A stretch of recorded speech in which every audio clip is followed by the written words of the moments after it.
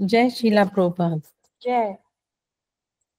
नमो विष्णुपादाय कृष्णपृष्ठाय भूतले श्रीमते भक्ति वेदांत स्वामिन्निति नामिने नमस्ते सारस्वते देवे गौरवाणी प्रचारिणे निर्विशेष शून्यवादी पाश्चात्य देशतारिणे जय श्री कृष्ण चैतन्य प्रभु नित्यानंदा श्री अद्वैत गदाधर श्रीवासादि गौर भक्ति वृंदा हरे कृष्णा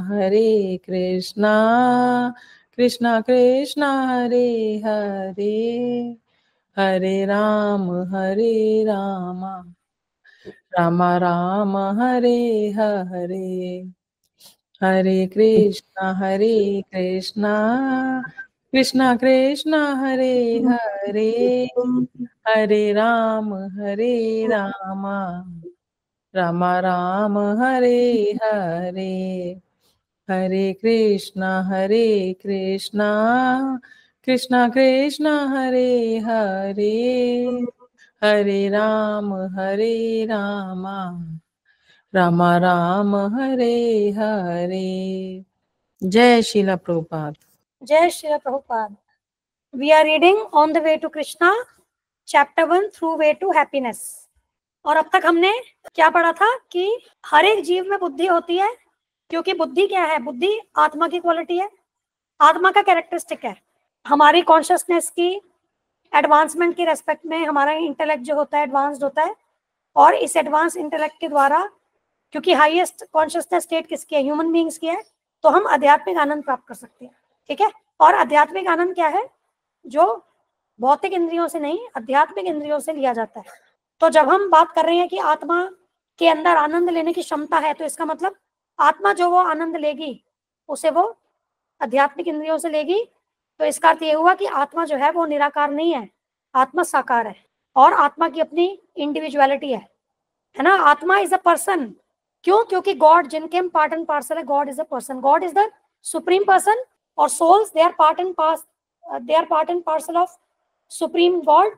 सो सोल्स जो है, सोल्स आर ऑल्सो पर्सन। ठीक है। और हमने योगियों की बात की थी कि योगी जो होते हैं, ध्यान योगी, ध्यान करने में वो इतने एफर्ट्स क्यों लेते हैं? क्योंकि उस ध्यान के द्वारा वो जो हमारे हृदय में स्थित परमात्मा है, सुपर सोल, इंग्लिश में कहते हैं परमात्मा को सुपर सोल।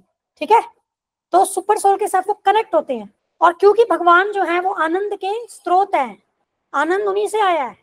तो जब आत्मा परमात्मा के साथ कांटेक्ट में आती है, अब कई कहते हैं ना आत्मा परमात्मा से मिल गई, एक्चुअली वो मिलने का मतलब उसको ऐसा नहीं समझना है कि आत्मा परमात्मा ही बन गई, नहीं। इसका मतलब है कि परमात्मा के साथ अब वो कनेक्ट हो गई, और अब जो लविंग एक्सचेंज हो रहा है दोनों के बीच में, तो reciprocation of their loving and exchanges, वो जो है वो एटर्नल है, वो आध्यात्मिक है, वो सनातन है, वो एवर इंक्रीजिंग है, वो अनंत है, और वो अतीन्द्रियम है। वो आत्मा जो उसका अनुभव करती है, वो भौतिक इंद्रियों से परे अपने आध्यात्मिक इंद्रियों से उसको चेरिश करती है, उसका अनुभव लेती है। ठीक है। और जो बुद्धिमान होगा वो क्षण भर की जो शरीर से जुड़ी इंजॉयमेंट है, जो हमें यहाँ पर भौतिक जगत में मिलती है, उसकी ओर ना जाकर के वो आध्यात्मिक आनंद की ओर अपने आप को अग्रसर करेगा। अब यही जो आध्यात्मिक आनंद है, ठीक है, ये जब आत्मा परमात्मा के साथ स्पिरिचुअल लाइफ में पार्टिसिपेट करती है, उसके द्वारा प्राप्त होता है। और ये जो पार्टिसिपेशन है स्पिरिचुअल लाइफ में, उसको रासलीला कहते हैं। ठीक है। तो जब भी हम लीला की बात करें, तभी आप देखते हो भगवान के लिए हमेशा क्या कहते हैं? भगवान की लीला। अब लीला शब्द हम एक ह्यूमन बीइंग के लिए यूज नहीं करते हैं, हम भगवान के लिए करते हैं, है ना। या भगवान के जो नित्य पार्षद है, मतलब भगवान क्या है? अब हम ये समझे कि आपने वो वर्ष तो सुना ही है, यदा यदा ही धर्मस्य ग्लानिर्भवति भारत। ठीक है। उसमें भगवान क्या कहते हैं? जब जब धर्म की ग्लानि होती है ना, और अधर्म की वृद्धि होती है, तब मैं इस संसार में अवतरित होता हूँ। और किस लिए अवतरित होते हैं? जो भगवान के भक्त हैं उनके उद्धार के लिए, उनकी प्रसन्नता के लिए। और जो असुर लोग हैं, जो अभक्त हैं, उनके विनाश के लिए और धर्म की पुनः स्थापना के लिए। तो भगवान का एजेंडा क्या है? धराधाम पे भौतिक जगत में आने का, धर्म की स्थापना। उसी प्रकार से भगवान के नित्य पार्षद मतलब एटर्नल एसोसिएट्स। तो भगवान के एसोसिएट्स को हिंदी में क्या कहते हैं? भगवान के नित्य पार्षद। तो भगवान का एजेंडा धर्म की स्थापना करना है, उसी प्रकार से भगवान के जो नित्य पार्षद हैं, एटर्नल एसोसिएट्स हैं, वो भी भौतिक जगत में समय समय पर आते हैं और धर्म की स्थापना के लिए, भगवान के मिशन को पूरा करने के लिए आते हैं। तो ये तो हम सुनते ही हैं, मैसेंजर ऑफ गॉड कहते हैं ना। जैसे Jesus Christ messenger of God, son of God, वो कहते थे I am son of God.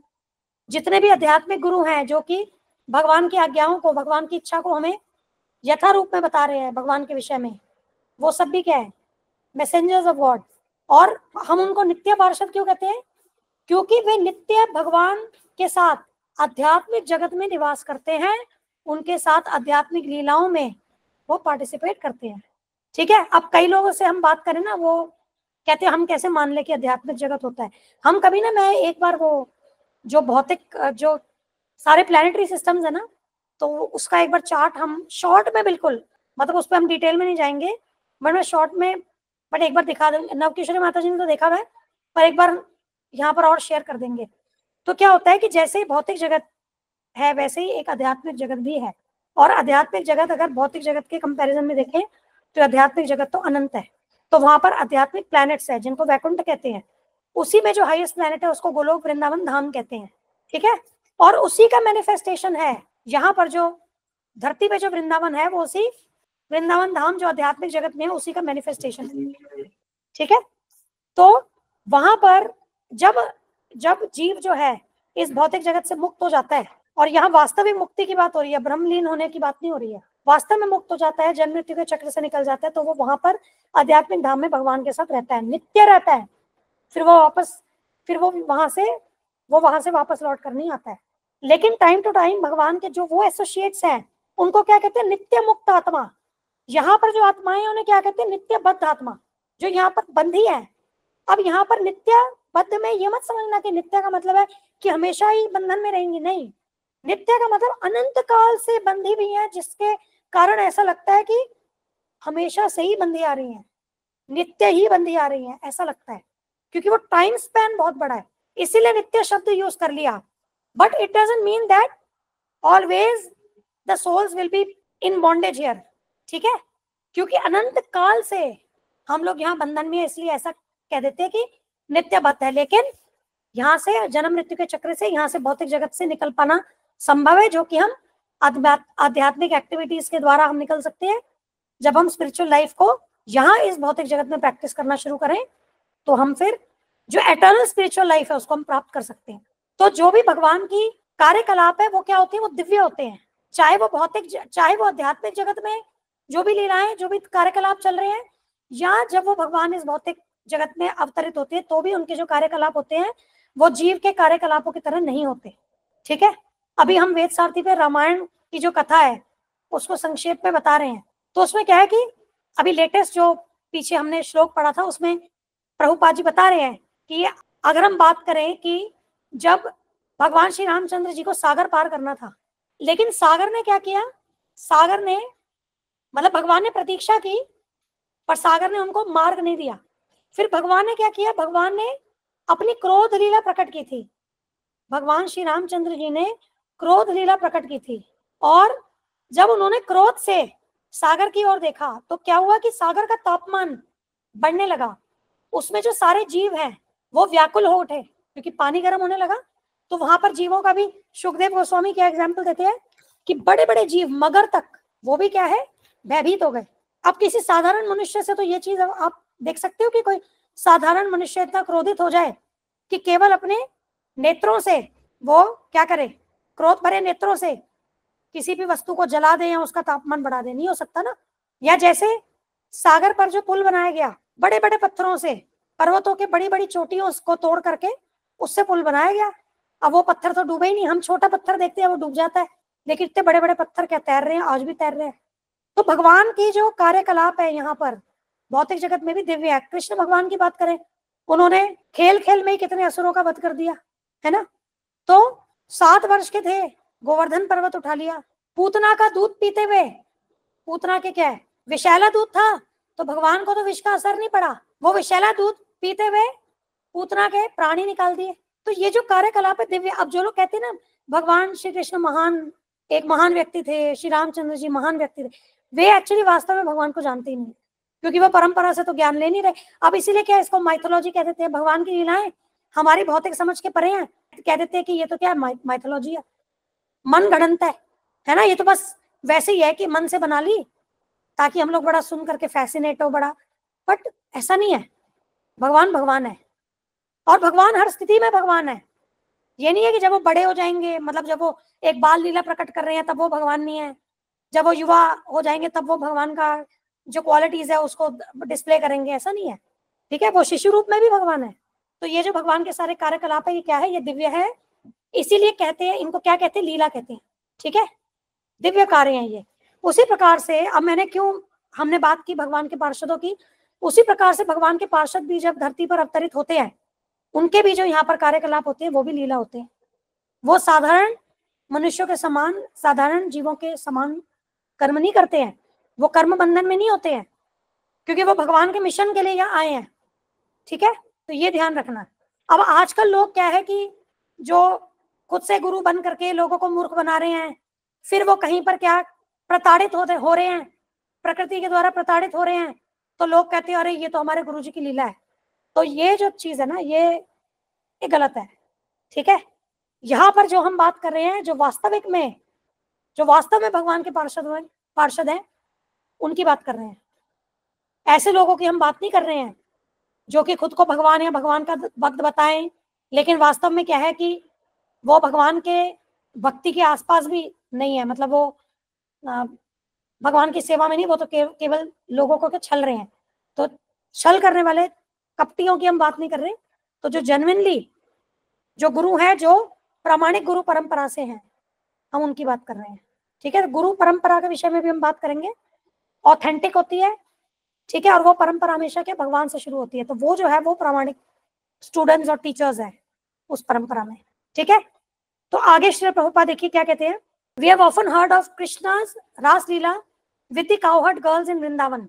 That is not like ordinary exchanges that take place between these material bodies. तो कृष्ण भगवान की जो रास लीला है गोपियों के साथ, वो एक ऑर्डिनरी, जो यहाँ पर एक पुरुष और स्त्री की भौतिक शरीरों के साथ जो रिलेशनशिप है या जो भी कार्य हैं उसके समान नहीं है।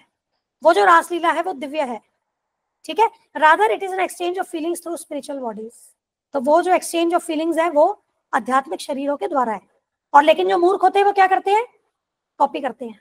कहते हैं ना, जो लोग मतलब बड़े ही निकृष्ट लोग हैं, जो बहुत सारी मान लो गर्लफ्रेंड्स है किसी की, कहते तो क्या हो गया, हम तो कृष्ण भगवान के भक्त हैं, उनकी भी इतनी गर्लफ्रेंड्स हैं, हम तो उन्हीं से प्रेरित हैं। तो ऐसे लोग जो है ना ये धूर्त है। ठीक है, तो ऐसे लोगों के लिए तो ये है कि आपको लगता है कि आप कृष्ण भगवान की तरह हो, तो आप गोवर्धन उठा करके दिखाओ हमें, है ना, बड़े बड़े असुरों का वध करके दिखाओ। वो नहीं करेंगे, लेकिन अपनी इंद्रिय भोग के लिए कहाँ भगवान के नाम को यूज करना है, मतलब मिस यूज करना है, वो मिस यूज करेंगे। तो ऐसे लोगों से भी हमें बचना होगा, क्योंकि ऐसे लोग क्या है, ये जानते ही नहीं है कि भगवान कौन है, भगवान के कार्यकलाप दिव्य हैं, भगवान की लीलाएं जो हैं वो सब क्या दिव्य हैं, और वो अपने आप से कंपेयर कर देते हैं, अपनी लाइफ से कंपेयर कर देते हैं। One has to be somewhat intelligent to understand this, for a foolish man who cannot understand what real happiness is seeks happiness in this material world. तो यहाँ पर अब प्रभुपाद जी वापस से क्या है, पुनः हैप्पीनेस वाले टॉपिक पे आ गए। तो वो कह रहे हैं कि जो फूलिश होता है वो तो ये भी नहीं जान सकता कि वास्तविक आनंद क्या है, तो वो क्या जानेगा कि वास्तविक आनंद की अनुभूति तो आध्यात्मिक शरीर से आध्यात्मिक रिलेशनशिप में भगवान के साथ फील की जा सकती है ना। तो जो मूर्ख है वो, या जो कम बुद्धिमान है, वो नहीं समझ सकता ये चीज। अब इसमें देखिए कितना अच्छा उदाहरण श्री प्रभुपाद दे रहे हैं।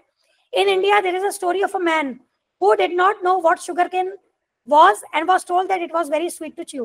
Oh, what does it look like? He asked. It just looks like a bamboo rod, someone said. So the foolish man began to chew all kinds of bamboo rods. How can he begin to experience the sweetness of sugarcane? तो बहुत अच्छा, बड़ा practical example है कि कोई आदमी ढूंढ रहा है, पूछ रहा है कि भाई गन्ने का स्वाद कैसा होता है या गन्ना कैसा होता है। एक आदमी ढूंढ रहा है कि गन्ना कैसा होता है, तो कोई आदमी उसको बताता है, दूसरा आदमी उसको बताता है कि गन्ना तो बहुत मीठा होता है, जब आप उसको चबाते हो तो वो बहुत मीठा होता है। फिर उसके बाद वो कहता है अच्छा वो गन्ना दिखता कैसे है, तो उसको वो दूसरा आदमी क्या जवाब देता है, वो बैम्बू रॉड की तरह दिखता है।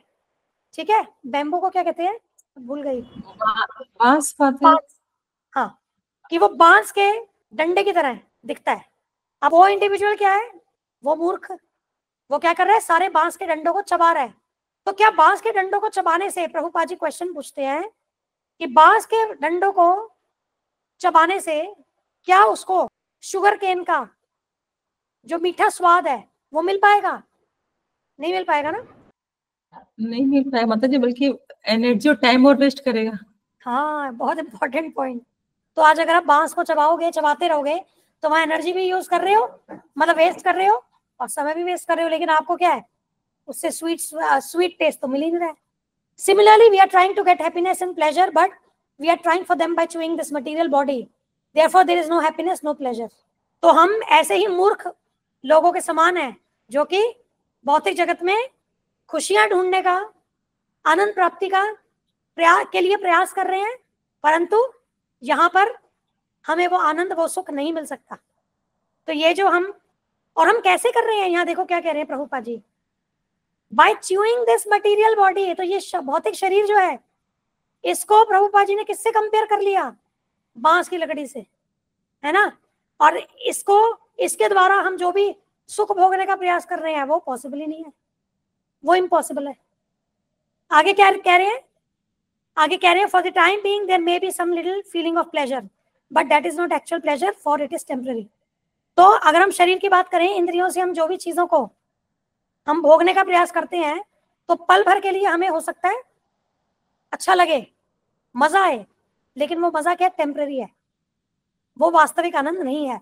अब प्रॉब्लम क्या है, अब लोग क्यों भौतिक मजे को ढूंढते रहते हैं, क्योंकि उन्होंने कभी इमेजिन ही नहीं किया होता कि आध्यात्मिक आनंद भी कुछ चीज है, मतलब आध्यात्मिक आनंद भी कुछ है, वो नहीं जानते हैं। तो उनको लगता है ये क्षण भर का जो मिल रहा है ना हमें मजा, बस यही आनंद है, और इसी को अपने जीवन का लक्ष्य बना लेते हैं, क्योंकि उन्हें इस बारे में पता ही नहीं है ना। It is like a show off lightning which we may see flashing in the sky that may momentarily seem like lightning, but the real lightning is beyond that. अब यहाँ पर आकाश में बिजली के बारे में भी बता रहे हैं। अब हम आकाश में बिजली देखते थोड़ी सी छोटी सी दिखती है ना, पर पीछे तो वो बहुत विशाल है। तो हम ये छोटी सी लाइट जो है ना, बस उसी का देख करके संतुष्ट है, हमें लगता है बस यही है, यही मजा है, लेकिन पता ही नहीं है कि वास्तविक आनंद जो है वो तो अनंत है। और इसीलिए आप देखो रीजन बता रहे हैं, because the person does not really know what happiness is, he deviates from real happiness. तो ये बहुत बहुत इंपॉर्टेंट चीज है कि हम वास्तविक आनंद से दूर मुंह क्यों मोड़े हुए हैं या क्यों भटके हुए हैं, क्योंकि हमें पता ही नहीं है कि वास्तविक आनंद नाम का भी कोई चीज है, या वास्तविक आनंद का भी कुछ अस्तित्व है। इसीलिए हम जो टेम्पररी मजा है, क्षणिक मजा है, हम उसकी तरफ अट्रैक्टेड है। ठीक है, ये वाला पैराग्राफ क्लियर है, कोई क्वेश्चन नहीं तो आगे बढ़े। अब इसमें इंपॉर्टेंट पॉइंट ये है जो नव किशोरी माता जी ने बोला है कि जब हम इन चीजों में लगे रहेंगे तो हम क्या कर रहे हैं, अपनी एनर्जी और टाइम दोनों वेस्ट कर रहे हैं। और गुरुजी 13 घंटे में क्या कहते हैं, कहते हैं कि अगर कोई मनुष्य टेम्पररी चीजों के लिए अपना मेजॉरिटी समय लगा ले, और जो हायर चीजें हैं, जो सनातन चीजें या परमानेंट है, उसके लिए समय ना लगाए, कम लगाए, तो वो बुद्धिमान नहीं है, वो मूर्ख है। और आज हम देखें जितने भी एफर्ट्स हैं दुनिया में, सब टेम्पररी शरीर की ओर केंद्रित है, शरीर के हम कंफर्ट की ओर केंद्रित है ना। आज अध्यात्म की ओर, अध्यात्म भी क्या है, मेजॉरिटी केसेस में तो अध्यात्म को भी लोग भौतिक बेनिफिट के लिए यूज कर रहे हैं, या जो अध्यात्म पढ़ा रहे हैं लोगों को, वो लोगों को मूर्ख बना रहे हैं। तो बहुत कम परसेंटेज है जो रियल स्पिरिचुअलिटी है उसकी तरफ अग्रसर है।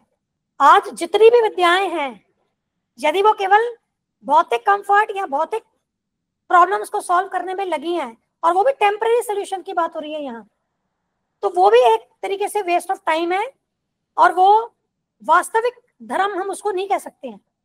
वास्तविक धर्म तो वही है जो हमें हमारा भूला हुआ संबंध जो भगवान के साथ है उसको इस्टेब्लिश करने में हेल्प करे, और हमारी जो ये भौतिक पीड़ाएं हैं, प्रॉब्लम्स हैं, उसका परमानेंट सोल्यूशन, जन्म मृत्यु जरा व्याधि से परमानेंट सोल्यूशन, उसकी ओर हमें लेकर के जाए। वो वास्तविक धर्म है, क्योंकि उसकी ओर वो लेकर के कब जाएगा?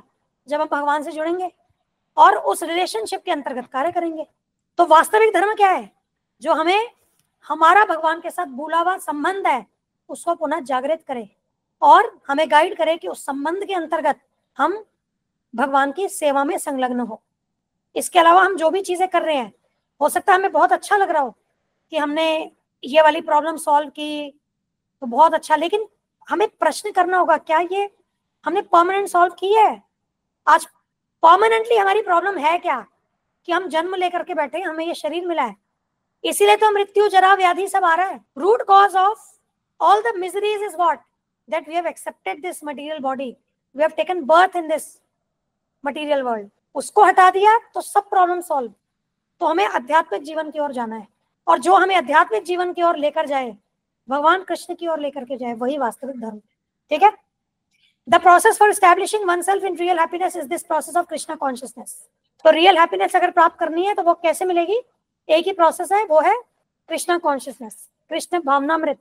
By Krishna consciousness, we can gradually develop our real intelligence and naturally enjoy relishing spiritual happiness as we make spiritual progress. इसके ऊपर हमने कल काफी डिटेल में बात की थी। आई होप ये तो अंडरस्टैंडेबल है कि कृष्णा कॉन्शियसनेस के द्वारा अब इसमें बहुत सारी चीजें आ जाएगी।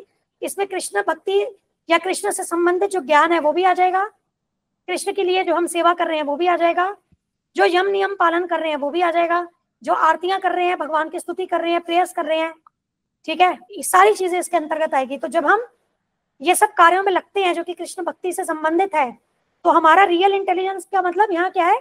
आध्यात्मिक बुद्धि का हमारा विकास होता है, और आध्यात्मिक बुद्धि के द्वारा हम आध्यात्मिक जो आनंद है उसका आस्वादन करते हैं और आध्यात्मिक जीवन में हम आगे बढ़ते हैं। ठीक है? As we begin to relish spiritual happiness, we proportionately abandon material happiness. Very very important. अब कृत्रिम रूप से हम भौतिक चीजें नहीं त्यागते।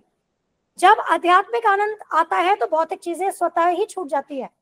इसके लिए गुरुजी हमें 13 आवर्स में बहुत अच्छी बात कहते हैं। कहते हैं कि अगर आपको किसी बुरी आदत को छोड़ना है तो आप अच्छी आदत डालोगे तो बुरी आदत अपने आप छूट जाएगी, लेकिन अगर आप इसको कृत्रिम रूप से, आर्टिफिशियल रूप से कोशिश करोगे तो आप कंप्लीटली सक्सेसफुल नहीं हो पाओगे। हो सकता है टेम्परेरीली आपने वो चीज छोड़ दी, लेकिन फिर भी जब तक आप अपने आप को पॉजिटिव की तरफ आप एंगेज नहीं करोगे तो वो नेगेटिव चीजें नहीं छूट सकती। क्योंकि हम लोग कोई पैसिव नहीं है कि हम एक जगह बस बैठे रहें और कुछ ना करें। हम एक्टिव हैं, सक्रिय हैं। तो हमें अपनी एक्टिविटीज को पॉजिटिविटी की ओर, कृष्ण भक्ति की ओर लेकर के जाना है। तो फिर जो भी भौतिकता रिलेटेड, क्या बोलते हैं, भौतिकता रिलेटेड जो कार्य हैं वो अपने आप ही क्या है, हम उनको, या भौतिक मजा जो है उसको अपने आप ही छोड़ देंगे। क्योंकि ऐसे होता है ना, जब आपने हायर टेस्ट चख लिया तो लोअर टेस्ट तो क्या है, अपने आप ही छूट जाएगा, और प्रोपोर्शनेटली उसी अनुपात में। ठीक है? तो इसका मतलब क्या है, अगर हमने आध्यात्मिक आनंद की ओर जाना है तो हमें आध्यात्मिक एक्टिविटीज में एंगेज होना है, और भौतिक एक्टिविटीज अपने आप ही एक मिनिमल पर आ जाएगी जो सस्टेनेंस के लिए चाहिए वहां तक, है ना, जो शरीर के निर्वाह के हिसाब से जो बेसिक लिमिटेड चाहिए वहां तक अपने आप ही आ जाएगी, क्योंकि उतना तो हमें करना ही पड़ेगा। अब अगर हम बोले कि अगर हमें आध्यात्मिक आनंद चाहिए तो भौतिक मजा छोड़ना होगा, तो ये पॉसिबल नहीं है। आपको आध्यात्मिक कार्य में लगना होगा, भौतिक मजा अपने आप छूट जाएगा। As we make progress in understanding the absolute truth, we naturally become detached from this false happiness. तो वो डिटैचमेंट अपने आप आ जाएगी। फॉल्स हैप्पीनेस की तरफ क्या है, हमें वैसे ही वो अच्छा नहीं लगेगा, ऑटोमेटिकली हम उससे दूर हो जाएंगे और हम अध्यात्म की ओर फिर आगे बढ़ते चले जाएंगे। If somehow or other one is promoted to that stage of Krishna consciousness, what is the result? अब यहाँ पर देखो, अब पहले हमने 6.21 पढ़ा था जिसमें क्या बताया था कि वो जो आध्यात्मिक आनंद है उसके क्या गुण हैं, वो आनंद कैसा है। अब जब हमने उस आनंद को प्राप्त कर लिया तो आगे क्या, उसका आगे क्या रिजल्ट है, क्या परिणाम है। तो ये 6.22, यम लब्ध्वा चा परम लाभम मन्यते न अधिकम ततः। तो उसको गेन करने के बाद, उसको प्राप्त करने के बाद, upon gaining this he thinks that there is he thinks there is no greater gain. ये जो आध्यात्मिक आनंद की स्थिति प्राप्त जब हम कर लेते हैं तो ये चीज हम समझ जाते हैं कि इसके अलावा और कोई इससे बड़ा लाभ नहीं है। आगे क्या कह रही है कि being situated in such a position, मतलब यस्मिन स्थित हो, उसमें स्थित हो करके तो कितना बड़े से बड़ी डिफिकल्टी, दुख उस इंडिविजुअल के ऊपर आ जाए लेकिन वो कभी भी विचलित नहीं होता। इसीलिए हमने जो पहले हमने जब डिस्कशन की थी, याद है हमने बात की थी कि पांडवों ने कभी कंप्लेन नहीं किया, प्रहलाद महाराज ने कभी कंप्लेन नहीं किया, और भी जो हम महाभागवत देखते हैं उन्होंने कभी भी कंप्लेन नहीं किया। भीष्म पितामह तीनों की शैया पर थे लेकिन वहां पर उन्होंने तो क्या है कि भगवान की स्तुति की है। युधिष्ठिर महाराज को क्या पूरा ज्ञान दिया है ना।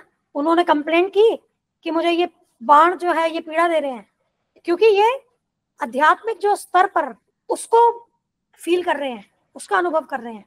तो भौतिक जो भी परिस्थिति है वो विचलित नहीं करती है।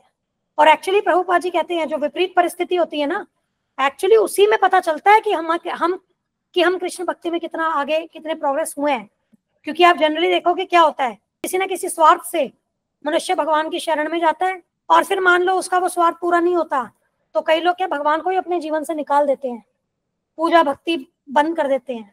एक्चुअली भक्ति तो उन्होंने एक तरीके से देखा जाए तो की ही नहीं, क्योंकि भक्ति का तो अर्थ क्या होता है कि केवल भगवान के लिए, भगवान की सेवा में हमें लगना है, भगवान की प्रसन्नता के लिए, हमें बदले में कुछ नहीं चाहिए। ये भक्ति की परिभाषा में आता है कि हमें बदले में कुछ नहीं चाहिए, हम तो केवल भगवान की प्रसन्नता, भगवान के आनंद के लिए कार्य कर रहे हैं। ठीक है, तो अगर हमने हमारी विपरीत परिस्थिति आई उसमें भी यदि हमने भक्ति नहीं छोड़ी तो एक्चुअली वही विपरीत परिस्थिति है, वही हमारा टेस्ट है ये बताने के लिए कि हम शुद्ध रूप से, कि क्या हम शुद्ध रूप से भगवान की सेवा कर भी रहे हैं, भगवान की भक्ति कर भी रहे हैं कि नहीं। ठीक है, और वहां पर फिर जो ये बड़े बड़े ये जो भक्त हैं, महाभागवत हैं, जैसे पांडव हुए, भीष्म पितामह हुए, ठीक है, प्रहलाद महाराज हुए जिनकी अभी हमने चर्चा की, तो इनके पद चिन्हों पर, कुंती महारानी, इनके पद चिन्हों पर हमें चलना होगा। ठीक है, when one attains that stage other achievements appear insignificant. In this material world we are trying to achieve so many things, riches, woman, fame, beauty, knowledge, etc. But as soon as we are situated in Krishna consciousness we think, oh no achievement is better than this.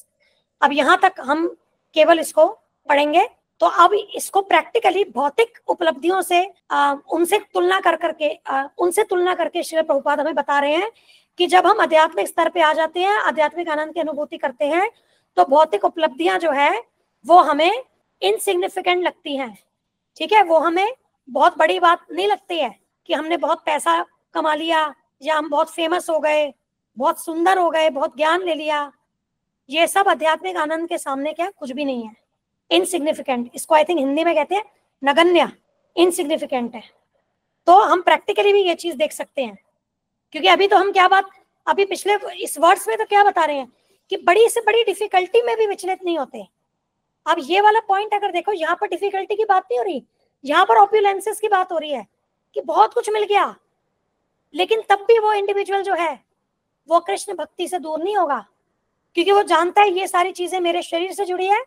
अब चाहे हम दुख की अवस्था देखें जैसा कि श्लोक में बताया, या चाहे हम सुख की अवस्था देखें, दोनों में वो इंडिविजुअल क्या है समझ जाता है, क्योंकि अब उसने क्या है आध्यात्मिक बुद्धि विकसित कर ली है, तो वो समझ जाता है कि ये जो क्या है ये तो शरीर के कारण मुझे क्या है सुख और दुख की अनुभूति है।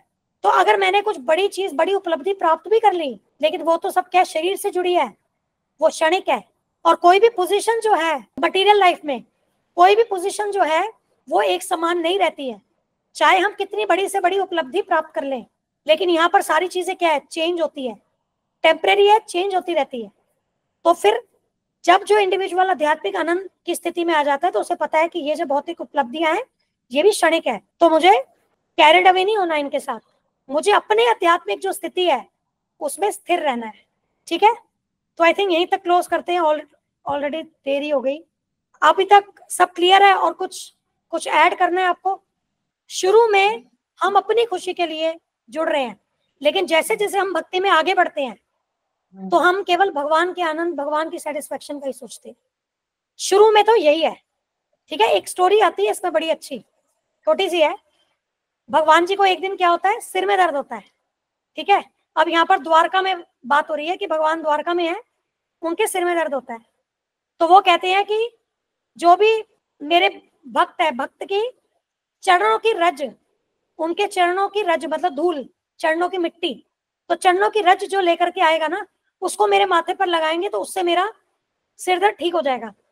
ठीक है, तो उनकी जो रानियां होती है उनमें से कोई भी कहे कि ऐसा करने के लिए तैयार नहीं होती हैं। ठीक है, और ये स्टोरी नारद मुनि शायद ये फिर जाते हैं, नारद मुनि फिर जाते हैं वहां पर गोपियों के पास वृंदावन में, और उसमें भी कुछ आता है कि शायद भगवान ही भेजते हैं कि वहां जाओ। वृंदावन में गोपियां कहती है चाहे हम नरक जाएं, चाहे हमें नरक गति हो, लेकिन कृष्ण के तो सिर में दर्द है, तो वो अपनी क्या चरणों की रज दे देती हैं।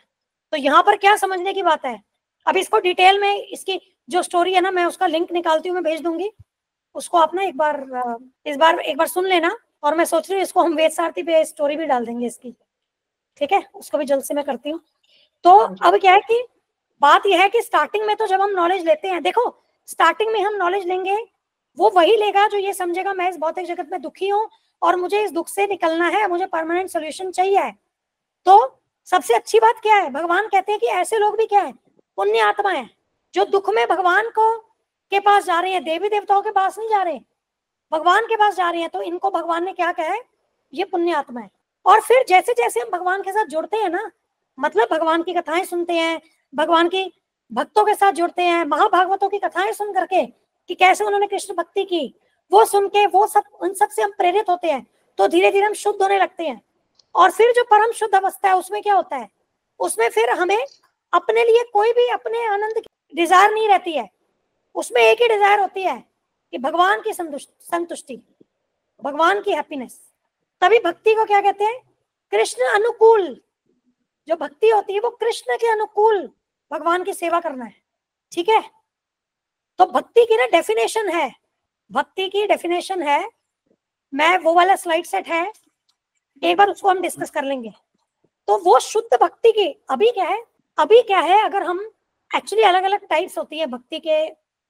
एक तो होती है शुद्ध भक्ति जो जिसमें क्या केवल भगवान की संतुष्टि, लेकिन बाकी जो है ना, बाकी भक्ति के और भी टाइप्स होते हैं, जैसे कर्म मिश्रित, ज्ञान मिश्रित, ऐसी अलग अलग टाइप्स होते हैं। पर वो जो है वो प्योर अवस्था वाली नहीं है। तो उसके ऊपर भी कभी हम ना, क्योंकि वो भी एक भक्ति रसामृत सिंधु करके किताब है, वो उसमें आती है, वो बहुत टेक्निकल है। तो अभी तो हमने पहली किताब ही शुरू की है। पर एक बार क्या है कि हम कर्म मिश्रित, ज्ञान मिश्रित हो गया, और भक्ति की डेफिनेशन, इसको शॉर्ट में मैं ना 2-3 स्लाइड सेट में कवर करके मैं उसको नेक्स्ट वीक में एक सेशन में हम कवर कर लेंगे। ठीक है मतलब हाँ जी, ये वाला पूरा फिर एक अलग क्लास, अलग टॉपिक हो जाएगा पूरा। हाँ बिल्कुल, केवल उसी पे चर्चा करेंगे। हाँ, तो उसमें फिर बहुत बेस्ट होगा। हाँ, हमें शुद्ध भक्ति की ओर जाना है, बस ये ध्यान रखना है।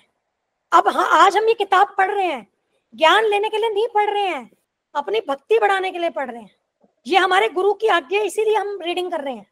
ठीक है, तो हमें जो भी जितनी सारी चीजें है ना, उसको आपको सेंटर में कृष्ण भक्ति करके करना है। मतलब आप नौकरी कर रहे हो ना, वो भी भगवान की सेवा के लिए कर रहे हो, आप सब्जियां लेने जा रहे हो भगवान की सेवा के लिए, आप यहाँ तक कि आप सो रहे हो तो भी भगवान की सेवा के लिए। ये 13 घंटे में गुरुजी ने बहुत अच्छा बताया है कि 24/7 हम कैसे भक्ति कर सकते हैं।